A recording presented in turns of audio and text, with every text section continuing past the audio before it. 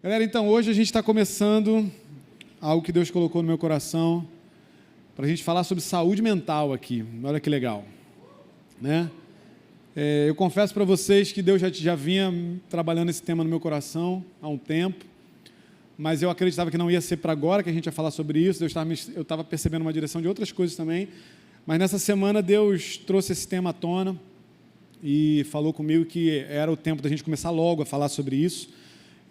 Enfim, diversas situações de pessoas que eu conheci essa semana, que eu ouvi, coisas que eu li, que eu falei, o Senhor foi ministrando no meu coração. Então, nós vamos começar, gente, uma série aí para falar sobre isso e vai ser uma bênção, amém? Eu creio que nós pregamos aqui não apenas para constatar o que acontece, mas nós pregamos aqui uma verdade que transforma aquilo que acontece. Então, o tempo que nós falarmos aqui sobre saúde mental, não será um tempo só para a gente dizer, olha, é assim, olha, é isso que está acontecendo. Não, é para a gente falar, olha, Deus está transformando, Deus pode mudar, Deus pode fazer a diferença, Deus pode pegar o que hoje não está bem e transformar em algo extraordinariamente maravilhoso. Então, eu quero que você tenha isso no seu coração. É um tempo de cura, de transformação, de libertação. Não porque a gente vai estar aqui falando sobre isso apenas, mas porque a palavra do Senhor será pregada e ela vai transformar a nossa vida, amém? Então, vamos ter expectativa com aquilo que o Senhor vai fazer aqui no nosso meio. Eu quero que você pegue sua Bíblia e abra comigo no livro de Provérbios, no capítulo 4, no versículo 23. Nós vamos ler apenas esse versículo. Provérbios, capítulo 4, versículo 23.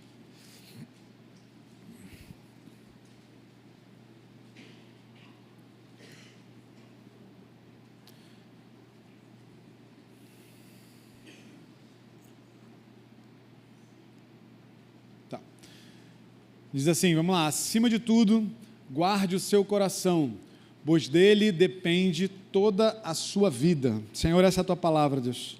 Nós confiamos em Ti, cremos que a Tua palavra é verdadeira e, ó Deus, opera milagre hoje ainda. Age, ó Deus, gerando resultado, ó Deus, prático na nossa vida. Fala conosco, ó Deus, através da Tua palavra, através do Teu Espírito. Nós repreendemos agora todo e qualquer impedimento, ó Deus, nas mentes, nos corações. Senhor, nos ajuda a focar, ó Deus, os nossos olhos, os nossos ouvidos físicos e espirituais naquilo que o Senhor quer falar conosco, ó Deus, porque nós cremos, ó Deus, que o Senhor fala ainda hoje e que o Senhor tem uma palavra para nós. Nós confiamos em Ti, nós dependemos de Ti e Te louvamos pela fé em o nome de Jesus. Você pode dizer amém? Então vamos lá, gente, é isso aí que a gente acabou de ler, Provérbios 4, 23, acima de tudo, guarde o seu coração, pois dele depende toda a sua vida. É como está aí na Nova Almeida atualizada. E o interessante é que nesse texto, a palavra coração, um dos significados possíveis do original ali do hebraico, é justamente mente, né? Então a gente pode claramente ler esse texto dizendo, acima de tudo, guarde a sua mente, pois dela depende toda a sua vida. Então a gente começa, tem umas outras versões também, a NVT também diz isso aí um pouquinho diferente, né? Acima de todas as coisas, guarde seu coração, sua mente, pois ela dirige o rumo da sua vida. E eu acho interessante a escolha da palavra coração, quando a gente traduz para o português, porque o coração, ele é aquele que bombeia o sangue para todas as áreas do nosso corpo, né? Ou seja, tudo aquilo que passa pelo coração chega a todas as áreas e abastece todo o nosso corpo. Então, a ideia que o texto está passando para a gente é justamente isso, né? Que esse coração, essa mente que nós precisamos guardar, tudo que passa por ela, tudo que ela faz, é bombeado para todo o resto do corpo e alcança todas as áreas da nossa vida. Então, se a palavra está falando isso para a gente precisa tomar muito cuidado, né? A gente precisa ter muita atenção com o que o Senhor está falando para nós. Uma mente saudável, portanto, ela é fundamental para que a gente tenha uma vida boa, né? Uma vida alinhada com a palavra de Deus, uma vida que Deus tem para nós, porque se a nossa vida depende disso, quando isso está bem, todo o resto vai estar bem, quando isso está mal, todo o resto vai estar mal. Então, a nossa vida, gente, depende daquilo que nós pensamos. O texto diz exatamente isso, que toda a nossa vida depende da nossa mente, depende do nosso coração. Logicamente, se tudo aquilo que a gente pensa tem uma influência direta na maneira como a gente vive, né? E não apenas na maneira, no sentido como a gente se comporta, mas na qualidade dessa vida também. E aí o que a gente precisa pensar justamente é como é que a nossa saúde mental está. Você tem pensado sobre a sua mente, né? Sobre o que você tem pensado, sobre o que tem estado dentro da sua cabeça? como você tem lidado com essa área da sua vida.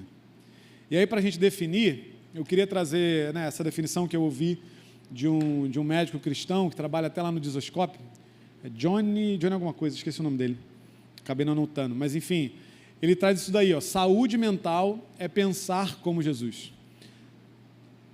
E isso é totalmente coerente, né, com a verdade, porque a gente vê aqui em 1 Coríntios, no capítulo 12, versículo 16, que diz que nós temos a mente de Cristo. Essa mente de Cristo nos pertence, mas além disso, o fato do texto dizer que nós temos a mente de Cristo, diz o óbvio para nós de que existe uma mente de Cristo. Existe uma forma que Cristo pensa, existe uma forma em que, pela mentalidade que Cristo tem, ele consegue enxergar o mundo e consegue enxergar a vida. E essa maneira de enxergar a vida, essa maneira de pensar, ela já nos foi dada pelo que Jesus fez por nós na cruz. Então, a gente consegue entender que saúde mental é, de fato, pensar como Jesus. Mas, mais uma vez, como é que a gente tem cuidado da nossa mente? A gente vai ver aqui agora alguns dados aí. Ih, ficou pequeno, né? Não sei se você vai conseguir ler, mas esse é o estado atual de saúde mental do Brasil. O Brasil é o país mais ansioso do mundo, com 9,3% da população afetada, em torno de 18,6 milhões de pessoas. Ninguém tem mais pessoas diagnosticadas com ansiedade, né, do que o Brasil. A quantidade de internações relacionadas a estresse e ansiedade em adolescentes e jovens de 13 a 29 anos aumentou 136% entre 2013 e 2023. Isso também no Brasil.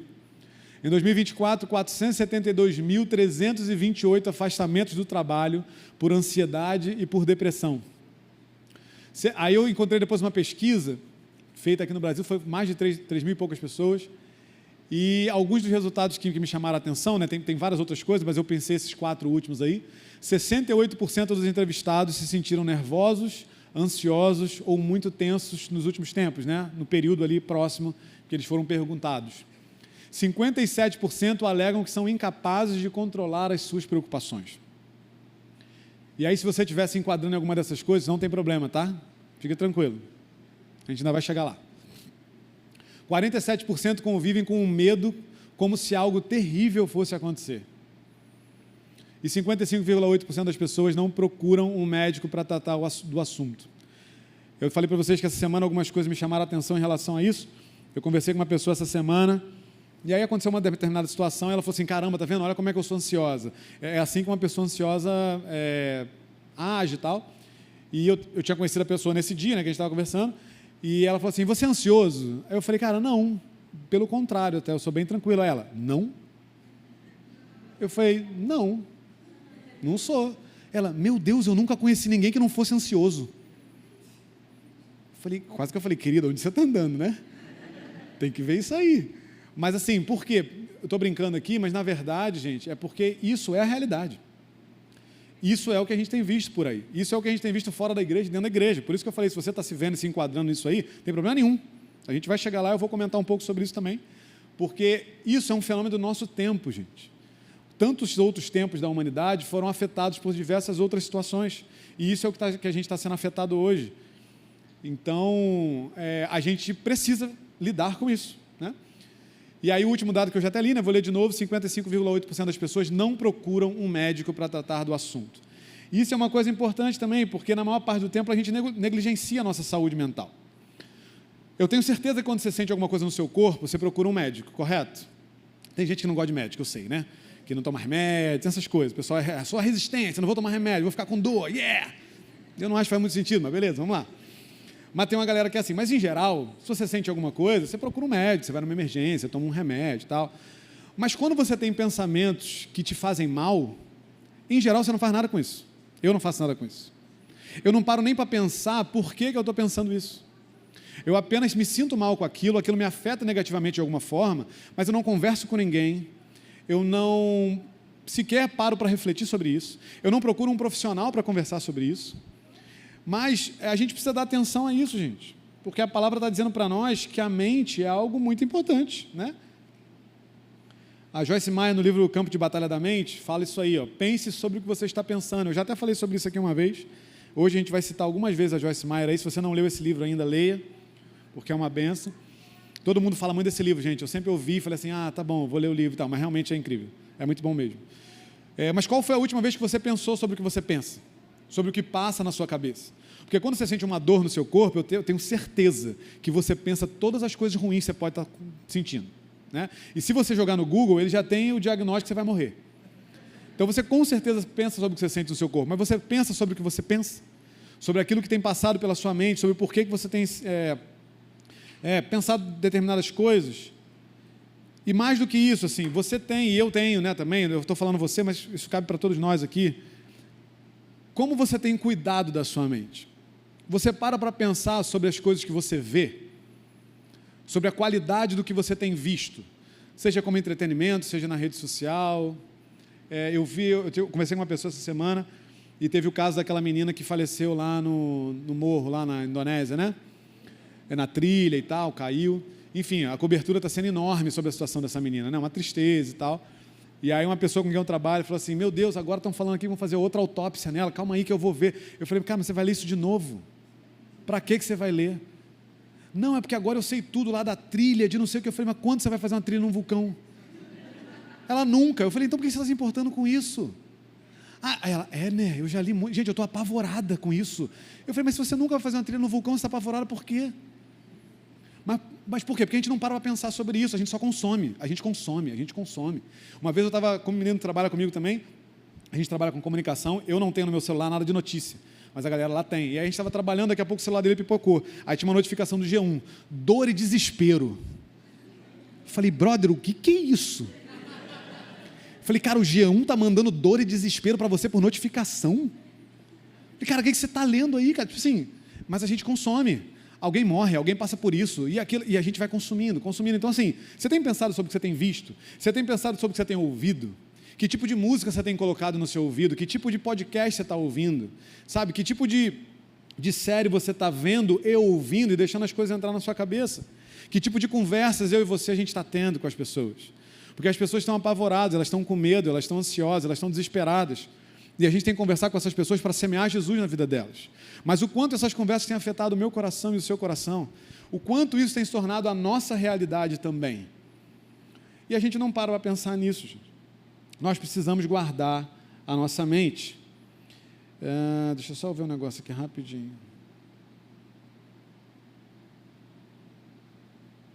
Eu vou falar daqui a pouquinho, então não vou falar agora.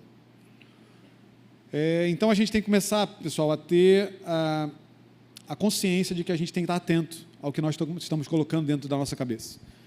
A gente em algum momento vai falar aqui sobre rede social especificamente, mas esses dias eu ouvi um podcast e o cara estava falando algo brilhante, assim, simples, mas brilhante, de uma metáfora de que a gente está ali na rede social o tempo todo, só scrollando ali, né? A gente não foi procurar nada na rede social, a gente só está ali, A ideia dele foi mais ou menos o seguinte, é como se você estivesse numa praça pública, sentado, de boca aberta, e as pessoas estivessem passando e jogando coisas dentro da sua boca. Você consegue imaginar o quanto isso é nojento e nocivo? Agora, para pensar com a nossa mente. A gente está sentado ali e está assim, ó. E quem escolhe o que a gente está colocando dentro do nosso cérebro é o algoritmo, não é a gente. A gente só está ali, ó, consumindo. E alguém está dizendo para nós o que nós vamos consumir. E aparece toda sorte de coisas ali.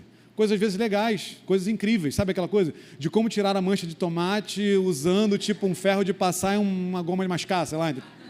Sabe essa coisa meio MacGyver hoje, né? Pegue isso, junto com aquilo, não sei o quê, pum, e você criou um carro de uma mancha de tomate, sabe? É sempre uma parada bizarra, mas é maneiro que você descobre uma coisa nova. Eu acho isso incrível, gente. Porque tem gente que se preocupou com isso, né? Esses dias eu estava vendo um vídeo maravilhoso, que a moça estava ensinando como escolher fruta no mercado. Eu achei incrível, gente, porque tinha umas frutas que eu não sei. O abacaxi, então, é só tirar aquele negocinho, se sair está maduro, se não sair, não está maduro.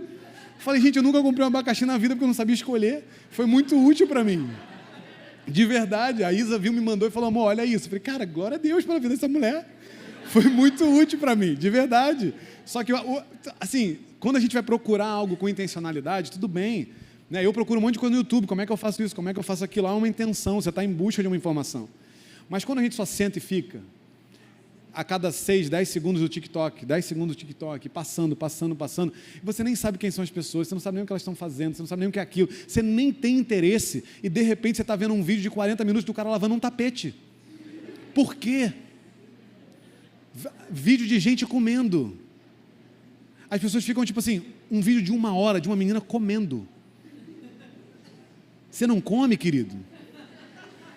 Porque não é incrível comer. Comer é incrível. É uma delícia, mas não é incrível. Não é uma coisa que você fala, meu Deus, ela come. Caramba! Mas é isso que a rede social está fazendo com a gente, cara. Então eu quero te estimular, e o Espírito Santo tem me estimulado sobre isso, sobre a gente ficar atento, cara, ao que nós estamos vendo, ao que nós estamos consumindo, porque entra e a gente não está nem parando para pensar sobre isso. A gente não está nem avaliando sobre isso. Por quê? Porque está na televisão, era um programa que passava por um tempo ali, sei lá, meia hora, 40 minutos. No celular são 5 segundos, 3 segundos, 10 segundos, então a gente não se importa, porque passa muito rápido, mas está passando e está entrando. E aí, antes da gente entrar no texto propriamente dito, eu quero passar aqui 2 pontos importantes para a gente entrar nesse assunto. O primeiro deles é que o nosso espírito foi recriado, mas a nossa mente não foi. Parece óbvio, mas a gente esquece. Somos novas criaturas porque fomos recriados no espírito, não na mente. É justamente por isso que Paulo, em Romanos 12:2, diz aí, não se conformem com os padrões desse mundo, mas deixem que Deus os transforme pela renovação da mente, para que possa experimentar qual é a boa vontade de Deus. Pá. Renovação da mente. Se a palavra está nos dizendo que essa mente ela precisa ser renovada, significa claramente que se eu não fizer alguma coisa por ela, ela não vai fazer nada sozinha. Porque não houve uma transformação da mente por meio da obra da salvação. A obra da salvação acontece no espírito. O nosso espírito, ele é recriado, mas a nossa mente não. Então, há um trabalho constante de renovação dessa mente. A gente precisa trabalhar ela. E por que isso também é necessário? Porque quando eu e você nós lemos a palavra, o pastor Hélio sempre fala isso, e eu creio nisso, nós precisamos entender ela com o nosso coração, com o nosso espírito.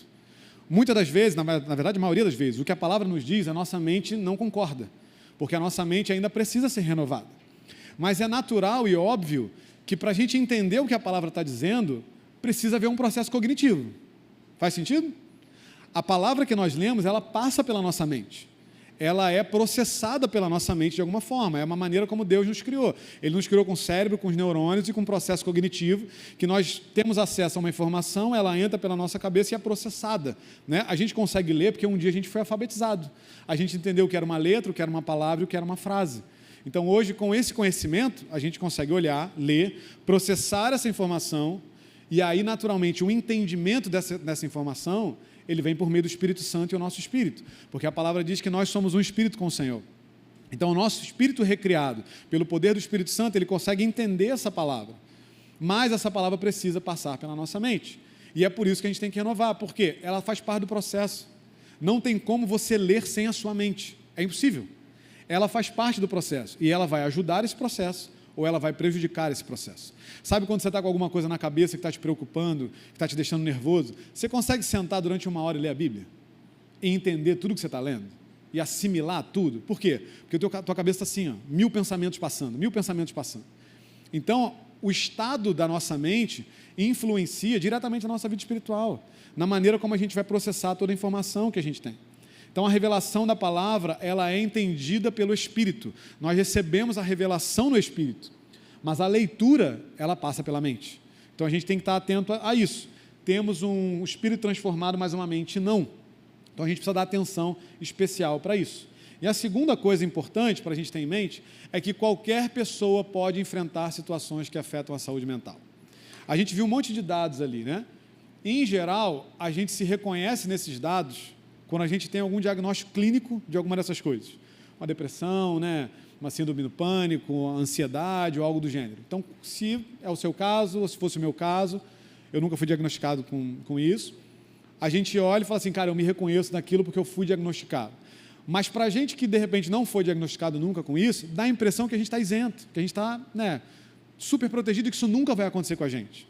Mas eu quero ler um texto com você que mostra que qualquer pessoa, mais hora ou menos hora, precisa enfrentar situações como essa, ainda que não tenha e talvez nunca tenha um diagnóstico clínico, mas que situações da vida se apresentam diante de nós e que a gente precisa lidar com isso. Você pode ler lá no livro de Mateus, no capítulo 26, na sua Bíblia de papel, que eram muitos versículos, não ia botar aí não, gente.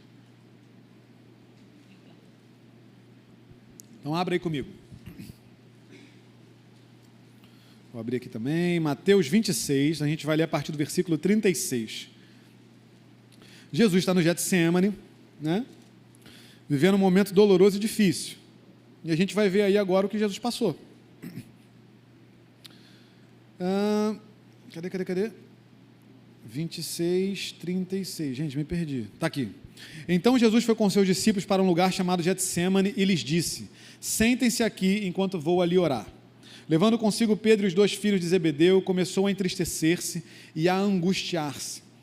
Na NAA, na Nova Almeida Atualizada, Natan, como é que está aí mesmo? Tá? Tristeza mortal, não é isso? Hoje tu não está? Quem é que está com a Nova Almeida Atualizada aí? Diz para mim como é que está essa parte aí da... Tomado de tristeza e angústia. Então não é nesse que está. Tá. Então vou voltar aqui. Não é aqui mesmo, olha aí, Jesus está aqui. 38, na NVI mesmo, gente. Disse-lhes então: a minha alma está profundamente triste, numa tristeza mortal. Fiquem aqui e vigiem comigo. Indo um pouco mais adiante, prostrou-se com o rosto em terra e orou: meu pai, se for possível, afasta de mim esse cálice, contudo, não seja como eu quero, mas sim como tu queres. Depois voltou aos seus discípulos e os encontrou dormindo. Vocês não puderam vigiar comigo nem por 1 hora? Perguntou ele a Pedro, vigiem e orem para que não caiam em tentação. O espírito está pronto, mas a carne é fraca. E retirou-se outra vez para orar: meu pai, se não for possível afastar de mim este cálice, sem que eu o beba, faça-se a tua vontade. Quando voltou de novo, os encontrou dormindo, porque seus olhos estavam pesados. Então os deixou novamente e orou pela 3ª vez, dizendo as mesmas palavras. Depois voltou aos discípulos e lhes disse: vocês ainda dormem e descansam? Chegou a hora. Eis que o Filho do Homem está sendo entregue nas mãos dos pecadores. Levantem-se e vamos. Aí vem aquele que me traiu. Só até aí, gente. Que me trai, na verdade, né? Está no presente. Então, gente, a gente está vendo aí Jesus no momento de tristeza mortal, né? De profunda tristeza. É isso que Jesus está falando para a gente. E o que eu acho interessante é que João escreveu aí que o próprio Jesus falou isso. Não foi alguém que olhou para a maneira como Jesus estava se sentindo ou se comportando e trouxe esse adjetivo, né? E deu esse julgamento de valor sobre o que Jesus estava sentindo. Mas foi o próprio Jesus que disse: olha, eu estou enfrentando uma tristeza mortal. Tem uma outra parte do texto, eu não lembro agora qual dos evangelhos que está, que fala que ele chegou a suar sangue. Um nível de nervosismo e de ansiedade profundo em que Jesus estava ali. Agora me diz uma coisa: Jesus era alguém ansioso e depressivo? Não. Amém? Amém. Jesus não era ansioso e depressivo. Mas ele precisou lidar com isso aqui. Porque ele é que está dizendo: eu estou passando por um momento de tristeza mortal, de profunda tristeza. E ele chega para Deus, né? Ele chega para o Pai, ao longo de todo o Evangelho, ele diz que a comida e a bebida dele é fazer a vontade do Pai, que ele veio para essa terra para fazer a vontade do Pai, e nesse momento ele chega para o Pai e fala: Pai, se for possível, passa de mim, mas se não for, eu vou, porque ele era obediente. Mas esse é o único momento em que Jesus chega para o Pai e fala: se for possível, passa de mim isso que eu tenho que fazer, porque a situação que ele estava ali era difícil. Então, querido, isso mostra para a gente que eu e você, que nunca tivemos um diagnóstico, precisamos lidar com esse tipo de situação também. E precisamos estar atentos para isso também.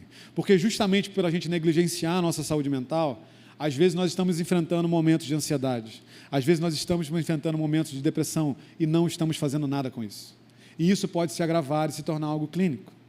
Nós cremos que Jesus cuida de nós. Mas como a gente vai ver daqui a pouco, o texto diz para que eu e você guardemos a nossa mente. A responsabilidade é nossa, e a gente vai falar mais disso aqui para frente. Então Jesus nos mostra que qualquer um de nós pode enfrentar isso, mas que assim como ele, qualquer um de nós pode vencer em o nome de Jesus. Amém? Então eu quero entrar agora no texto com você, e a primeira coisa que a gente vai ver nesse texto é que a nossa mente ela é preciosa, né? O texto diz aí: acima de todas as coisas, guarde seu coração, sua mente, pois ele dirige o rumo da sua vida. Jesus nos manda guardar alguma coisa porque há valor nisso que nós precisamos guardar. Isso é meio óbvio, né? Eu nem vou gastar tanto tempo falando sobre isso. Mas será que eu e você temos olhado para a nossa mente com essa preciosidade, com esse valor que ela tem? Porque a palavra está nos dizendo que nós precisamos proteger isso, que nós precisamos guardar isso, porque de tudo depende isso.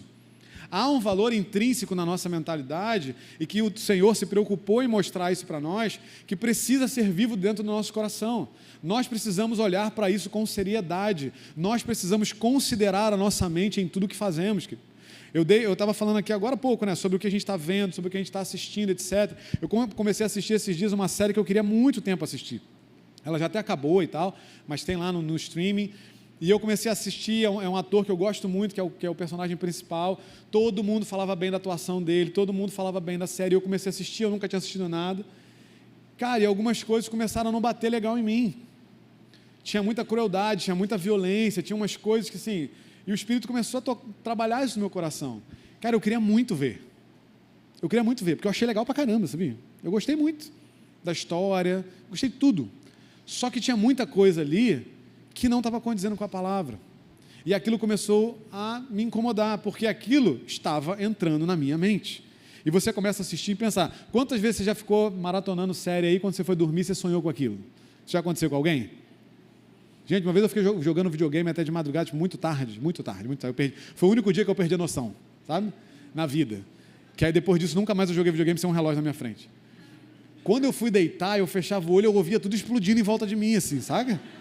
Eu não precisei nem sonhar com aquilo, eu não conseguia nem dormir, porque a minha cabeça ficou com aquele monte de coisa ao mesmo tempo acontecendo ali. Eu falei, Jesus, o que está acontecendo, sabe? Mas por quê? Porque a gente está alimentando e a nossa mente vai processando aquilo. E aí você sonha com aquilo que você viu na série, você acorda e fala, caramba, que coincidência, pô, bem sonhei com aquilo. É óbvio que não, a gente alimentou a nossa mente durante horas com aquilo ali. Então o Espírito começou a trabalhar isso na minha mente, e graças a Deus que o Senhor me incomodou tanto, que eu parei de ver. Eu falei, caramba, Deus, estou esperando um tempão para ver, e agora que eu sentei para ver, não vai dar para ver? Mas o Senhor é melhor, o Senhor tem algo melhor para nós, o Senhor vale a gente escolher dizer não. Por quê? Porque Ele disse para mim que a minha mente é preciosa, que a sua mente é preciosa, que ela tem valor e que nós precisamos proteger isso, porque há valor. O Senhor não nos mandaria guardar e proteger alguma coisa que não tem valor. Então, coloque isso no seu coração. A minha mente tem valor, é preciosa e eu preciso guardá-la. A segunda coisa que a gente vê nesse texto é que a nossa mente será atacada. Mais uma vez, pelo mesmo motivo. Eu até grifei de novo a mesma coisa. Acima de todas as coisas, guarde, proteja. Não é necessário proteger aquilo que não será atacado. Você concorda com isso? Não é necessário proteger. Se nós estamos vendo ali, e a gente está vendo isso num verbo, gente, numa única palavra, se há necessidade de guardar e proteger, é porque há certeza do ataque. E quem é que vai atacar a nossa mente? Aquele que é mestre em tentar mudar a nossa maneira de pensar. O que o diabo faz no Éden com Eva? Ele muda a perspectiva que ela tinha sobre aquilo que Deus falou para ela. Foi isso que Deus falou para você? Não é bem isso. O diabo, ali na figura da serpente, ensina Eva a pensar de maneira diferente do que Deus havia ensinado ela a pensar. Deus estabelece ali para ela um pensamento, olha, é isso aqui. A serpente vem e fala, não é bem isso. Olha por esse outro lado, olha por esse outro ângulo. O ataque, querido, não vai ser uma bomba, não vai ser alguém que vai tacar uma marreta na sua cabeça. Ele vem no sutil. Ele vem nas coisas mais simples e mais corriqueiras do nosso dia a dia. E muitas das vezes, eu e você, é que vamos pegando e jogando dentro da nossa cabeça. Vamos jogando dentro da mente e depois a gente não entende porque a gente sente de determinadas formas. Sabe aquela coisa, você terminou com seu namorado, com a sua namorada, você ouviu a música triste e você chorou? Não foi sem querer, querido. Por que você sempre vai buscar música triste? Porque você quer chorar. E a música vai fazer você chorar, por quê? Porque você está triste. E aí você vai ficar triste por quê? Porque a música faz você ficar triste, aí vai, ó. Você nunca mais vai deixar de chorar se você não dá pausa, nunca. Por quê? Porque isso gera influência na nossa cabeça, gente. Aquilo que a gente ouve, vê, aquilo que a gente conversa com as pessoas, gera influência em nós. A Joyce Meyer tem essa frase aí que é muito interessante, seu comportamento externo é apenas um resultado de sua vida interior. Satanás sabe bem que se ele puder controlar nossos pensamentos, ele poderá controlar as nossas ações. Falando para vocês que esse livro é incrível, gente. Você precisa ler. O que o diabo quer é sugerir para mim e para você ideias diferentes do que as que Jesus falou. Porque à medida que ele começa a sugerir ideias diferentes e nós começamos a assimilar essas ideias diferentes, automaticamente, sem a gente nem saber, a gente está dando controle para ele. Sabe, vocês já viram aquele filme A Origem? Com o Léo DiCaprio? Não, tem que ver, é bom pra caramba, é muito legal. Bom filme, não é? Não vou dar spoiler, podia até dar, porque já é antigão, né? Mas a sinopse do filme, né, é que ele planta ideias nos sonhos das pessoas. Então eles, né, fazem um jeito lá, que aí eu não vou contar, e ele planta ideia na cabeça das pessoas. Gente, é exatamente o que o diabo fez com Eva, e é exatamente o que o diabo faz até hoje. Ele, muitas das vezes, vai fazer um ataque forte na sua vida, vem uma oposição muito grave, uma situação difícil, mas na maioria das vezes, ele só quer plantar uma ideia. Porque se ele conseguir plantar uma ideia que seja diferente do que o Senhor falou para a gente, essa ideia te leva a acreditar numa outra ideia, que te leva a acreditar numa outra ideia e por aí vai. Você vê em Gênesis que ele não precisou de muito esforço para convencer Eva. E mais do que convencer Eva, ele conseguiu ensinar ela o suficiente para que ela convencesse Adão. Porque ela poderia ter só comido e ficado com ela ali, falando, caramba, muito bom, legal, vou lá. E aí, Adão, tudo bem, como é que foi o dia? Legal, legal, acabou. Era isso. Não podia ter acontecido isso? Podia, é passível de acontecer. Mas a ideia que o diabo plantou na mente de Eva foi o suficiente para que ela aceitasse essa verdade e compartilhasse essa verdade com Adão e conseguisse ser convincente o suficiente para que Adão fizesse a mesma coisa que ela fez. Então, tudo que o diabo quer é isso, querido, jogar uma ideia, plantar alguma coisa na nossa mente. E isso vai crescendo, crescendo, ganhando espaço e tomando conta. E quando a gente menos espera, o controle está na mão dele. E ele vai dizer que não está na mão dele. O controle está nas suas mãos. É porque você precisa ser feliz. Você tem que ser o que você quiser. Você tem que fazer aquilo que te deixa feliz. Por quê? Porque a ilusão que ele nos dá é de que o controle está nas nossas mãos, quando na verdade ele não estará. O diabo não faz nada para deixar ninguém livre. Tudo que ele faz é para prender todo mundo na mão dele e ele ter o controle.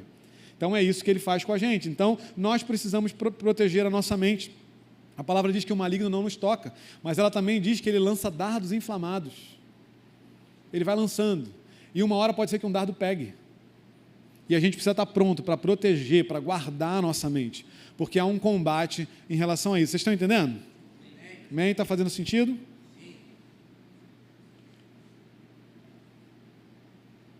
Não vamos deixar, querido, que o diabo ganhe espaço na nossa mente e ganhe o controle dos nossos pensamentos. Terceira coisa que eu quero ver com você nesse texto. A mente tem um poder criativo. Ela tem o poder de fazer coisas se tornarem realidade, né? A gente vê aí no mesmo texto, mas a gente está até cansando de ver esse texto, né? Mas, engraçado que eu botei NVI aí, mas eu errei, tá, gente? Não é a NVI que tem essa parte, eu grifei, não. Depois eu vejo, se quiser, eu passo para vocês. Mas está ali, ó, dele origina a vida, ou seja, ele cria alguma coisa. A nossa mente transforma algo em realidade quando a gente... Calma, tá, gente? Não é aquela coisa de pensa e vai acontecer, não é o segredo, não, tá? Pelo amor de Deus, que senão sai daqui e fala, eu vou ser rico, não é assim que funciona, tá? Isso é maluquice para vender livro. Todo respeito a você se você leu O Segredo, mas não é verdade. Então, assim, ela tem um poder criativo, ela tem um poder de trazer coisas à existência. Tem um outro trecho em Provérbios que diz isso aí, ó. Porque como imagina em sua alma, assim ele é, ou em sua mente, né? Aquilo que nós pensamos de nós mesmos é a maneira como nós vamos agir. E aí, para ficar um pouco mais claro, né? Vou até botar essa frase aí logo. Nossos pensamentos dão vida à nossa realidade. Mais ou menos o que o texto está falando. E como é que isso se torna realidade, assim, de fato, né, no nosso dia a dia, de forma prática? Sabe quando você acorda de manhã e está muito legal o dia?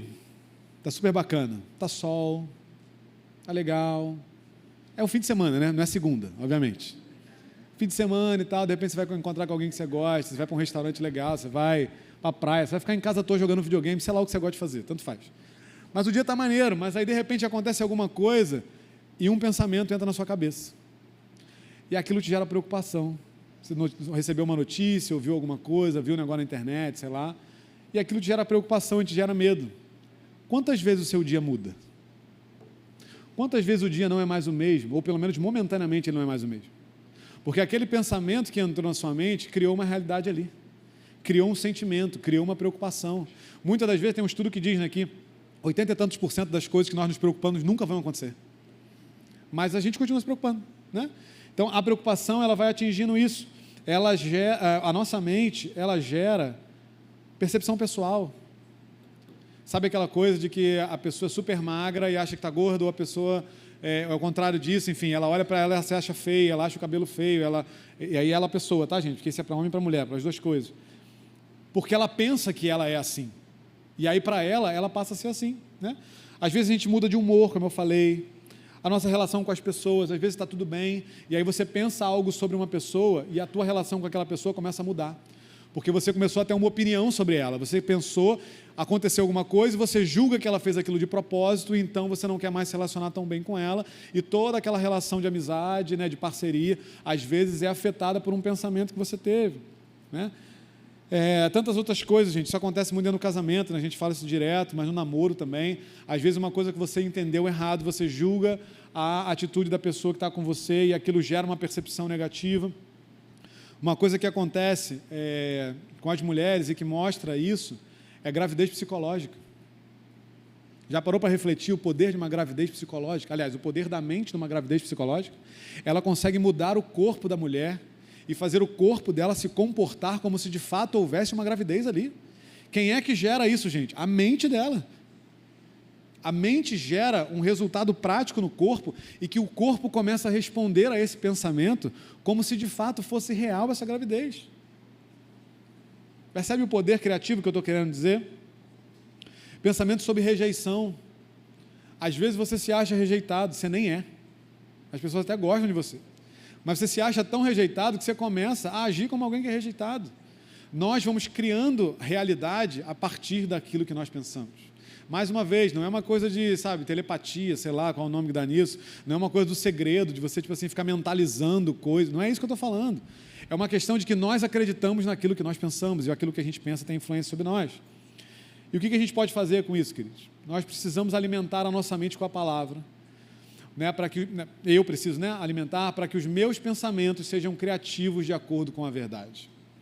Eu e você precisamos olhar para nós e olhar para a nossa vida ao nosso redor de acordo com a palavra, para que a palavra seja então o governante do nosso pensamento e o nosso pensamento esteja alinhado com ela. E aí eu olho para a minha vida profissional com os olhos da palavra, eu olho para a minha vida emocional com os olhos da palavra, eu olho para as minhas relações com as pessoas com os olhos da palavra. É a verdade que precisa ser o alimento da nossa mente, para que o poder criativo que há na nossa mente gere uma realidade alinhada com a palavra. É por isso que Paulo diz que a gente tem que renovar a nossa mente. A gente precisa fazer com que essa realidade que a gente vive seja alinhada com a palavra. E isso passa pela mente, querido. O pastor Hélio está pregando aqui direto sobre não dê lugar ao diabo. Se você não tem vindo domingo de manhã, venha. Eu tenho falado isso sempre aqui. A Wake é parte da Academia da Fé, ela não é a sua igreja. A sua igreja é a Academia da Fé. A minha igreja é a Academia da Fé, não é a Wake.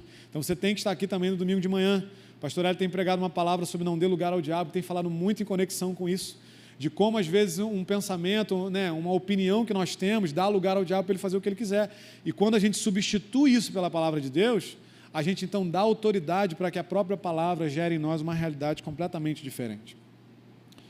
Então, tenha atenção para esse poder criativo da palavra. E o último ponto que a gente vai ver sobre essa parte aí, vai dar tempo? Vai. É que a mente é minha responsabilidade. A mente não é a responsabilidade do Senhor. Porque o texto, mais uma vez, se você não decorou esse texto, você vai decorar hoje. Em várias versões, em várias versões. Hoje é o dia de decorar, querido. O texto ali está dizendo, guarde você. Deus não falou, e eu guardarei a sua mente. Ele disse, guarde você, pois ele, o coração, a mente, dirige o rumo da sua vida. A responsabilidade é minha e sua, queridos. Então não adianta a gente orar pedindo para Deus para guardar a nossa mente. Eu e você precisamos ter atitudes que que vão condizer com alguém que quer proteger a sua mente e que quer guardar a sua mente. É um trabalho meu e seu, querido. Uma vez eu ouvi uma pessoa falar isso e é simples, mas é maravilhoso. Eu e você, nós não somos vítimas dos nossos pensamentos, querido. Não somos. Pensamentos aparecem na nossa mente? Aparece. E aí eu vi uma outra pessoa dizer isso aí, que eu não lembrei hoje de quem é, por isso que o nome não está aí. Eu não tenho controle sobre os pensamentos que surgem na minha mente, mas posso controlar quais permanecerão nela. Isso significa que eu e você não somos, de fato, vítima deles. Eles vão aparecer. E sobre eles aparecerem, eu e você não temos controle. Mas o que vai ficar, o que vai permanecer, o que eu e você vamos nutrir como pensamento dentro da nossa mente, isso nós temos controle, nós conseguimos escolher. E não só isso, mas o próprio Jesus nos deu uma arma, Paulo ali, na verdade, inspirado pelo Espírito Santo, nesse texto de 2 Coríntios 10:5, diz isso daí, ó, e levamos cativo todo pensamento à obediência de Cristo. É possível levar isso. Ele não está dizendo, você pode levar. Ele está dizendo, nós levamos. É um fato, é concreto. Eu e você podemos fazer isso. Há poder na palavra do Senhor. Quando algo tenta se alojar na nossa mente, eu e você podemos chegar diante do Senhor e falar, eu levo esse pensamento agora cativo a Cristo. E uma coisa que assim é óbvia, está escrito aí, mas eu comecei a reparar mais nos últimos tempos, é que fala que é levar cativo. Ou seja, não é pedir para o pensamento, poxa pensamento, será que você pode ali obedecer a Jesus, por favor? Tem como? É que meio que está me incomodando, não está muito ajudando. Tem como? Não é isso, é levar cativo, é levar preso, é obrigar o pensamento a ir para Jesus e obedecer a Ele. É eu e você nos colocar diante do Senhor e ficar declarando esse versículo até esse pensamento ir embora, querido. Porque se a gente fala assim, leva cativo todo pensamento, a obediência de Cristo, amém, pum, e vai embora, a vida vai continuar igual. Mas é eu e você ali nos colocarmos diante do Senhor e começar a declarar esse versículo, eu levo esse pensamento cativo, a obediência de Cristo, repreende o pensamento, manda esse pensamento embora, e ele vai embora na autoridade do nome de Jesus. Isso é para mim e para você, queridos, foi nos concedido pelo poder do Espírito Santo. A palavra é inspirada pelo Senhor e nos ensina como levar esses pensamentos embora. Mais uma vez, eu e você não somos vítimas disso, porque há uma possibilidade dada pelo Senhor para nós, de nós nos livrarmos desses pensamentos. Agora, é uma responsabilidade minha e sua, eu e você temos que fazer alguma coisa com isso. Nós temos que tomar a responsabilidade de guardar, proteger a nossa mente e de começar a eliminar esses pensamentos. Vai ser fácil? Não. Vai dar trabalho? Vai.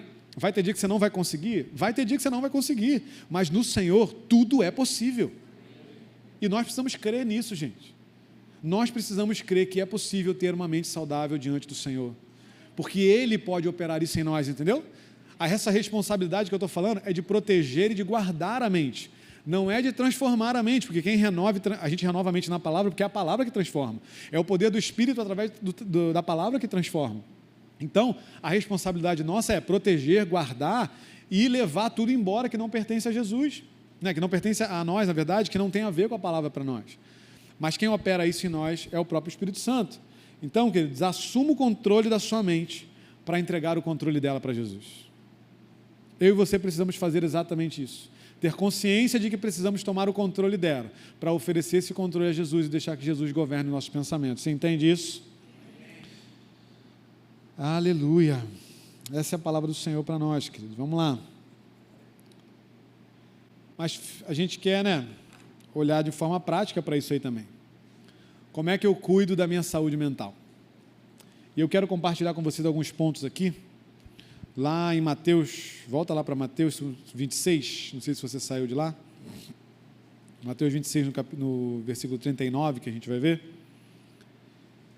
E eu quero compartilhar algumas coisas com você, que vale para todos nós, mas antes da gente entrar nisso especificamente, eu não estou aqui pregando de uma maneira, e eu quero que você entenda isso, de forma a minimizar o que você que tem enfrentado, sintomas clínicos de ansiedade, depressão, síndrome do pânico, ou o que seja. Eu não quero minimizar o que você sente e te dar aqui 4, 5 passos para você resolver o seu problema. Não é isso que eu estou falando. O que a gente está pregando aqui hoje é de forma geral, para todos nós como igreja do Senhor, todo e qualquer ser humano. Mas se você tem enfrentado um problema clínico em relação a isso, creia que tudo isso é verdade para você, sim. Tudo isso vai contribuir na sua vida, sim. Vai ajudar, sim. Mas procure um profissional, querido. Procure um psicólogo, se for necessário, procure um psiquiatra. Tem muita gente dentro da igreja que é contra isso. Eu não sou contra. Eu nunca fiz. Tenho até vontade de fazer terapia. Nunca fiz. Mas eu acredito nisso. Porque o Senhor dá sabedoria ao homem para criar ciência, para cuidar das pessoas.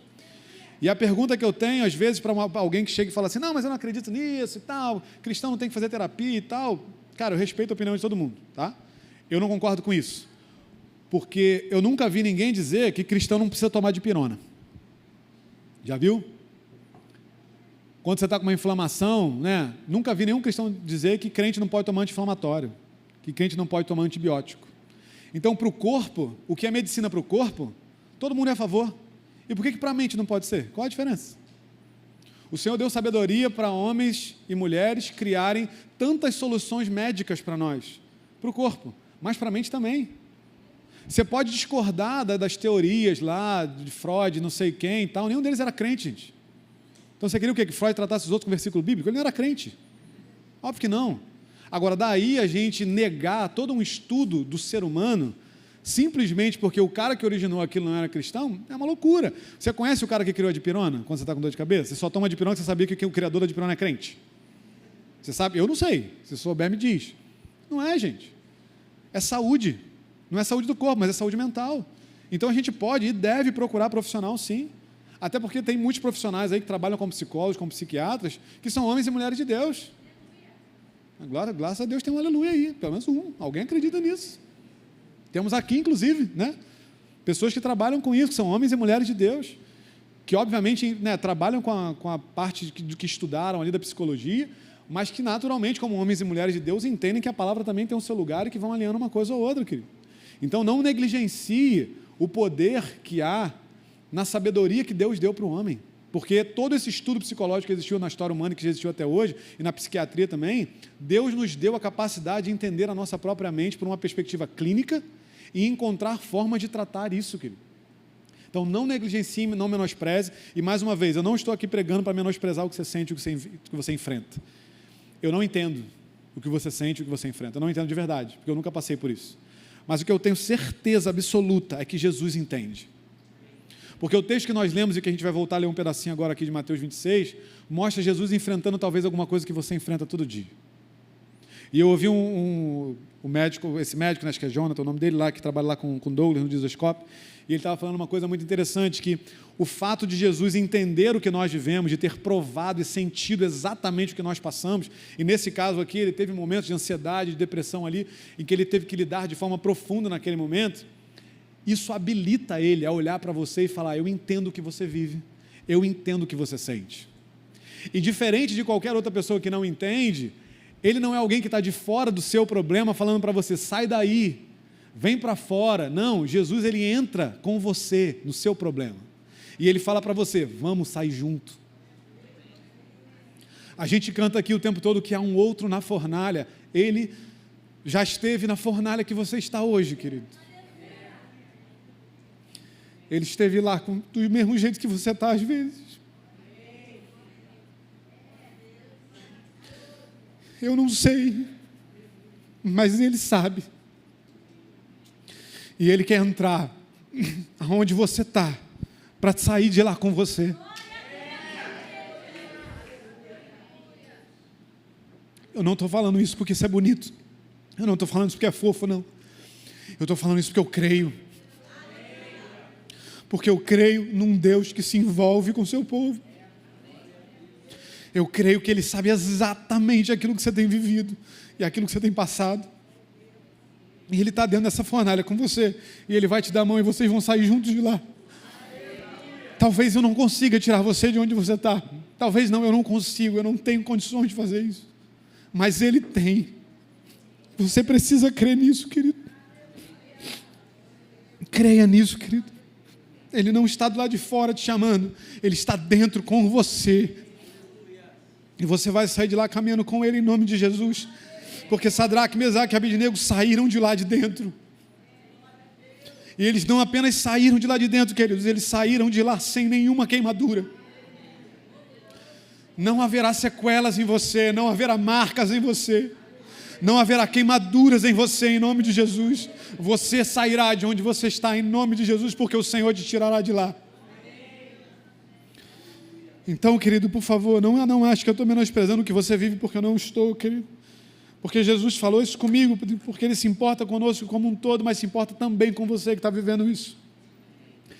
E em nome de Jesus nós vamos vencer, porque essa é uma marca do nosso tempo, mas essa não é uma marca da igreja do Senhor. E nós vamos vencer isso na autoridade do nome de Jesus, amém? Então, vamos lá no texto, querido, de Mateus 26, 39. Essa é a primeira coisa que a gente precisa fazer, que vão nos ajudar a cuidar da nossa saúde mental. É fortalecer a consciência da paternidade de Deus. Jesus aí no versículo 39, na segunda parte do versículo, quando ele começa a orar, ele fala, meu Pai. Jesus inicia a oração dizendo exatamente com quem ele estava falando. Jesus não se direciona apenas para Deus, mas ele se fala como o Pai dele. E nós somos feitos filhos de Deus pela obra da cruz de Jesus. Portanto, eu e você precisamos fortalecer essa consciência. Nós temos um Pai. E a certeza de que nós temos um Pai é a certeza de que nós somos cuidados, assistidos e protegidos. Portanto, todo e qualquer medo, toda e qualquer ansiedade, toda e qualquer preocupação, ela pode ser vencida e ela pode ser minimizada pela certeza de que há um Pai que está sentado num trono, que reina, que governa e que cuida de todas as coisas, querido. Jesus falou com o Pai e eu e você precisamos falar com o nosso Pai. Conhecer Deus como Pai é a maior necessidade do ser humano. Tia Deise sempre faz isso. Pastora Deise, gente, eu falo Tia Deise porque ela é minha tia, tá? Mas tudo bem. É porque ela me deu aula quando eu era adolescente. Tia Deise, te amo, tá? Mas enfim, pastora Deise, ela sempre fala isso na matéria dela, só esqueci qual é o nome da matéria agora, mas enfim, matéria do primeiro ano, realidade da nova criatura, acho que é isso, conhecer a Deus como Pai é a maior necessidade do ser humano. Enfim, aí é o versículo que eu acabei de dizer, mas eu quero compartilhar essa frase com você: conhecer a Deus como Pai muda a minha perspectiva sobre a vida. Se eu entendo que eu tenho um Pai que cuida de mim, que me assiste, que me protege, eu posso nele começar a me preocupar menos com as coisas, eu posso nele olhar para a minha vida de uma forma completamente diferente. Essa consciência da paternidade de Deus muda a minha e a sua perspectiva sobre a vida. Como eu disse, tem alguém que tem um controle de tudo, ele é soberano, amém? Segunda coisa, exercite a confiança. Aí também em Mateus 26, 39, é outro versículo que vocês vão gravar hoje. Jesus fala ali no finalzinho: contudo, não seja como eu quero, e sim como tu queres. Jesus ali está dizendo para o Pai: olha, eu confio em você. Jesus tinha uma ideia diferente nesse momento. Ele fala: olha, se possível passa de mim, mas não seja o que eu quero, eu confio em você, faça como você quer. Essa confiança eu e você precisamos nutrir, querido.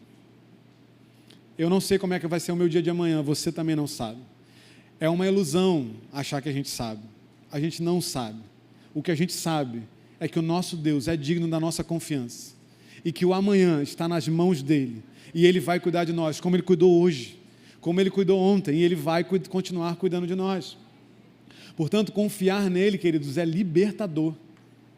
É tirar de nós as amarras e tudo que prende a gente, para a gente começar a se lançar nele na certeza que ele nos guarda. Confiar não é não sofrer, mas é ter a certeza que, apesar de tudo, o Senhor não nos abandonou e está cuidando de nós. Talvez você esteja sofrendo, querido, mas eu quero dizer que é possível você confiar no meio do sofrimento. Continue crendo, confiando, porque você não será decepcionado, querido. Você não será esquecido. Amém? Terceiro ponto, entenda que há um propósito. Mais uma vez aí, vamos gravar. Jesus fala lá no finalzinho: como tu queres. Jesus sabia que Deus tinha um propósito naquilo que ele estava fazendo. E eu não quero aqui necessariamente dizer que você está sofrendo porque Deus quer que você sofra, não. Quando eu digo para você que existe um propósito em tudo aquilo que Deus faz e que eu e você precisamos entender isso, é que até aquilo que Deus não queria que você estivesse sofrendo, mas que na sua soberania Ele permitiu, Ele vai transformar isso em algo maravilhoso. Ele vai transformar isso que vai fazer diferença na vida de alguém. Por quê, queridos? Entender, tem essa frase aí, né? Entender que há um propósito nos ajuda a lidar com o sofrimento durante e depois dos problemas. Não é entender, como eu falei, que Deus quer que você sofra, mas é entender que mesmo sofrendo, Deus vai pegar o seu sofrimento e vai fazer alguma coisa com isso. Por que eu creio nisso, queridos? Lá em Gênesis 45, deixa eu ver se eu botei. Gênesis 45, 5. É a história de José, e aí José falando com os irmãos deles: olha, agora, pois, não fiquem tristes nem irritados contra vocês mesmos por terem me vendido para cá. Né? Ele ali se revela para os irmãos estão com medo dele de sofrer uma retaliação, porque José agora era o governador do Egito. José então está conversando com ele sobre isso, e ele fala: ó, não fiquem tristes e tal, porque foi para a preservação da vida que Deus me enviou adiante de vocês. José teve essa consciência, e isso que eu acabei de falar que Deus pode fazer, foi o que Deus fez em José. Você já parou a pensar o que José viveu? Eu anotei algumas coisas aqui, ó. Ele sofreu inveja e ódio dos próprios irmãos, ele foi vendido como escravo, ou seja, ele era uma pessoa livre, e ele passou a não saber mais o idioma, não era mais a comida, não era mais o ambiente, não era mais o clima. Tudo isso porque ele foi vendido. Ele foi como eu falei aqui, terra e cultura diferente, ele passou a ficar longe da família. Ele era um adolescente de 17 anos. Foi forçado a abandonar a sua família. Sofreu assédio sexual da mulher de Potifar. Foi injustiçado por ter sofrido assédio. Foi para a prisão, ficou preso lá durante alguns anos. Foi esquecido por quem ele ajudou dentro da prisão. Teve a sua estética destruída, percebe? Um dia o Espírito Santo me fez pensar nisso. José era um cara bonito, né? A mulher de Potifar quis ele lá e tal.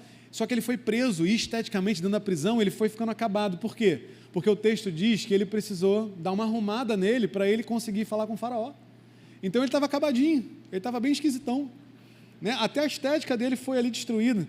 Ele sofreu pressão depois no trabalho, porque quando Deus muda a situação dele, o faraó chega para ele e fala o seguinte: então olha só, já que vai acontecer isso tudo, quem vai resolver é você.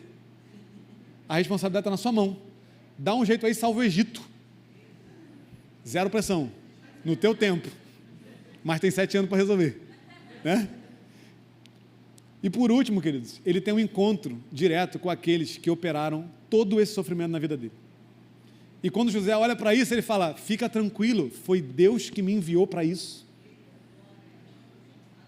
Ele entendeu que embora tudo aquilo ali não fosse causado pelo próprio Deus na vida dele, Deus pegou tudo aquilo e transformou num propósito, para salvar a vida de milhares de pessoas, de milhões de pessoas naquela época. Ele entendeu que Deus não causou, mas que Deus pode pegar e transformar em algo maravilhoso. Foi para isso que Deus me enviou. É para isso que Deus está enviando você aí, depois que Deus curar você, transformar você e mudar a sua vida. Deus vai te enviar, querido. E isso é algo que tem estado no meu coração já há algum tempo. A dor e o sofrimento de hoje serão cura para alguém amanhã. Deus usará você para curar alguém amanhã. E por último, querido, pratique a gratidão. Para a gente poder terminar, a gente já avançou muito hoje, eu peço perdão aí pelo tempo. Mas pratique a gratidão, querido. Filipenses 4:6, não fiquem preocupados com coisa alguma, mas em tudo sejam conhecidos diante de Deus os pedidos de vocês, pela oração e pela súplica com ações de graças. E a paz de Deus, que excede todo entendimento, guardará o quê? O coração e a mente de vocês. Queridos, a gratidão, ela gera paz, e a paz guarda o nosso coração. Se a gente leu aqui milhões de vezes o mesmo versículo, dizendo que nós precisamos guardá-lo, nós temos uma aliada. A gratidão é a nossa aliada, porque ela gera uma paz, e essa paz guarda. Se a paz guarda, eu quero guardar a minha mente junto com a paz de Deus que excede todo entendimento. Ela é aquilo que vai nos ajudar. Ser grato, queridos, é reconhecer que aquilo que Deus fez até aqui é bom e é suficiente. Pode ser que Ele faça muito mais, pode ser que nunca mais Ele faça nada. Mas se nós somos gratos, querido, o que Ele fez até hoje é bom e é suficiente. E eu não preciso de mais nada, porque Ele já fez o que Ele precisava fazer até hoje. Mas ao mesmo tempo é a certeza de que Ele fará amanhã, porque Ele fez hoje. E o nosso Deus é fiel, queridos. Esse texto de Provérbios, ele diz aí, o coração alegre embeleza o rosto, mas a tristeza do coração, mas com a tristeza do coração o espírito se abate. Essa palavra coração aí é exatamente a mesma palavra do outro versículo que a gente gravou hoje. Exatamente a mesma. E também pode ser substituída por mente. Ou seja, a mente alegre embeleza o rosto, mas com a tristeza da mente, o espírito se abate. O que isso significa, queridos? Que uma mente que não está saudável, ela atrapalha a nossa vida espiritual. E é por isso que nós precisamos proteger e guardá-la. Porque ela vai afetar diretamente o nosso espírito, ela vai abater o nosso espírito, e a palavra está nos dizendo. E a última citação aí da Joyce Meyer por hoje: ele, o diabo, quer sobrecarregar e extenuar sua mente, enchendo-a com todo tipo de pensamentos errados, para que ela não esteja livre e disponível ao Espírito Santo trabalhando por intermédio do seu próprio espírito humano. Li tudo errado, né? Ele quer sobrecarregar e extenuar sua mente, enchendo-a com todo tipo de pensamentos errados, para que ela não esteja livre e disponível ao Espírito Santo, trabalhando por intermédio do seu próprio espírito humano. O que o diabo quer, queridos, é ocupar a nossa mente com aquilo que não provém de Deus, porque dessa forma ele atrapalha o que o Espírito Santo pode fazer em nós. Só que ele não atrapalha o Espírito Santo, ele nos atrapalha. O Espírito Santo não é atrapalhado por ninguém, porque ele tem poder para atravessar qualquer coisa. Mas infelizmente o diabo pode nos atrapalhar. E é isso que nós precisamos, querido. Precisamos.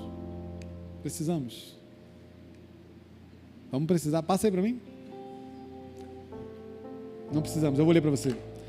Nós precisamos crer e tomar posse. Nós precisamos crer, tomar posse e responder ao que Jesus fez pela nossa mente. Nós lemos mais cedo que há uma mente de Cristo. E essa mente foi dada para mim e para você. Mas eu e você precisamos fazer tudo isso que a gente falou aqui hoje. Nós precisamos proteger a mente. Nós precisamos renovar a mente. Nós precisamos assumir a responsabilidade sobre a nossa mente, queridos.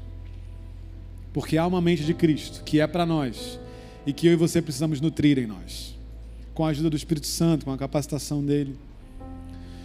Portanto, essa palavra de hoje é para nos despertar, para que nós possamos dar importância para a nossa mente, para a saúde da nossa mente, para que eu e você possamos considerar aquilo que nós temos colocado para dentro, porque é muito sério, queridos. Se, como eu falei, é uma marca do nosso tempo enfrentar todas essas questões de saúde mental, precisa ser uma marca da igreja, lutar para guardar e proteger a sua mente, para cuidar dela, e também precisa ser uma marca nossa, termos a habilidade de protegê-la daquilo que tenta entrar na nossa mente. Como eu disse, o Senhor quer nos transformar, nos libertar e nos curar de tudo. Mas acho que hoje ficou claro, queridos, que há um papel que é meu e seu e que nós precisamos fazer da melhor maneira, com a ajuda do Espírito Santo. Quero que você fique de pé aí.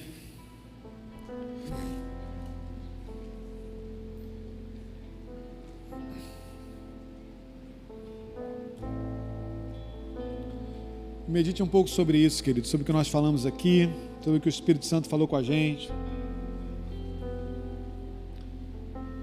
O que eu e você precisamos fazer acima de tudo é guardar o nosso coração e a nossa mente, porque dela depende toda a nossa vida. Esse é o valor e a importância que Jesus colocou aí.